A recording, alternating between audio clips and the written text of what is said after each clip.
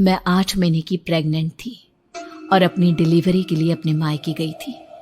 माँ ने मुझे फोन पर बताया, घर के पीछे की तरफ जो खाली जमीन थी ना, वहां पर एक नया कमरा बनवा लिया है। इतने सालों के बाद जैसे ही अपने घर में कदम रखा, कुछ अलग सा लगा। माँ, ये घर के पीछे की तरफ नया कमरा बनवाने की क्या जरूरत थी?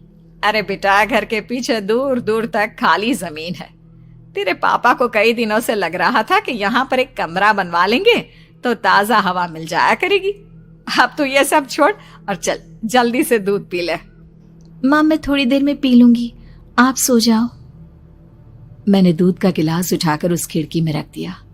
पता नहीं कब आंख लग गई। अचानक से खिड़की के पल्लों के खड़कने की तेज आवाज आई। दूध का गिलास धड़ाम से जमीन पर आ गिरा। जमीन पर गिरते ही दूध का रंग लाल हो चुका था। मैंने खिड़की से झांक कर बाहर देखा। चारों तरफ धूप अंधेरा था। उस अंधेरे की तरफ से कुछ आवाजें आ रही थी, जैसे छोटे बच्चे आपस में खिलखिलाकर मस्ती कर रहे हो।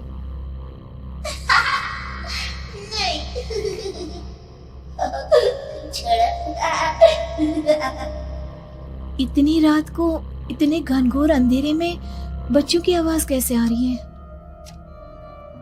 घड़ी में वक्त देखा तो ठीक 12 बजे थे। देखकर मैं सन्न रह गई। बुरी आत्माओं और भूतों की कई कहानियां मैं सुन चुकी थी। वक्त भी कुछ ऐसा ही था। ऊपर से मैं प्रेग्नेंट।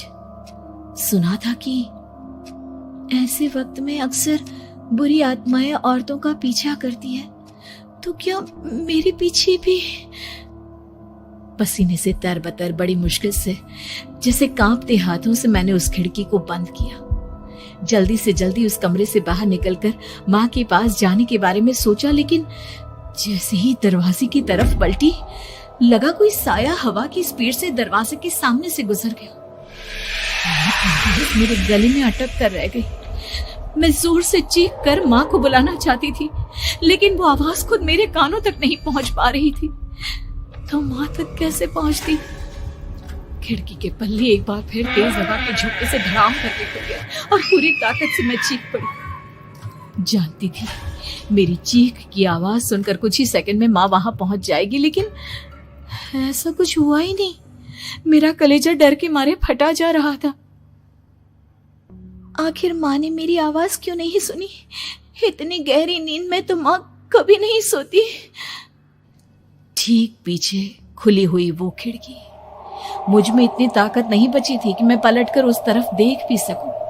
हवा का एक सनसनाता हुआ झोंका उसी वक्त मेरे कानों से आकर टकराया। लगा जैसे किसी ने दबी हुई आवाज में धीरे से मुझसे कहा, चली जाओ यहाँ से। मैंने दोनों हाथ अपने कानों पर रख लिए और एक बार फिर ताकत लगाकर जोर से चीखने की कोशिश की।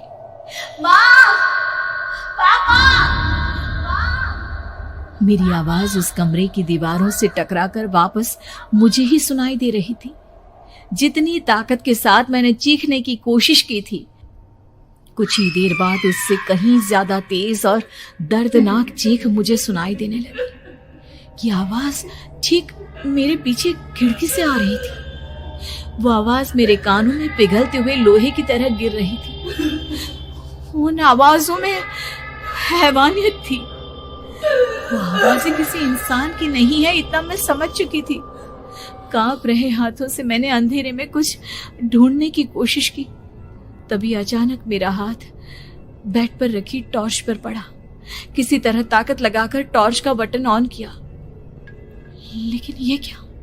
सामने दरवाजे पर 3 छोटी लड़कियां खड़ी हुई थी। उनके हाथ में स्टील के चमचमाते हुए चाकू थे। मैं घबराकर लड़खड़ाई और पीछे की तरफ हटी, लेकिन तब तक वो मेरे पास आ चुकी थी। उनकी गर्दन टेढ़ी थी और उनके हाथों के वो चाकू मेरे पेट को निशाना बनाने को तैयार।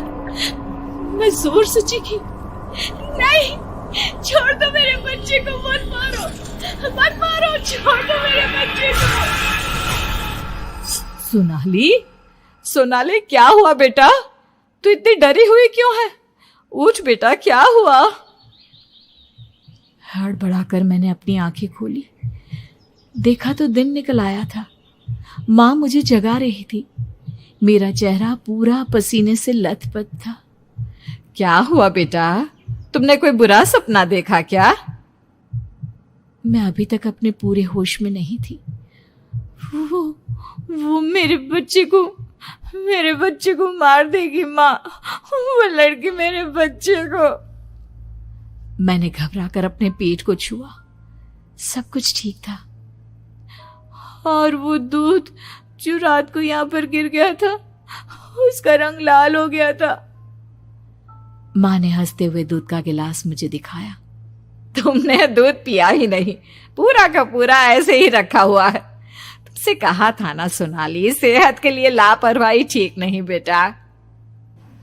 लेकिन मैंने तो सब कुछ अपनी खुली आंखों से देखा था। ये सपना कैसे हो सकता है?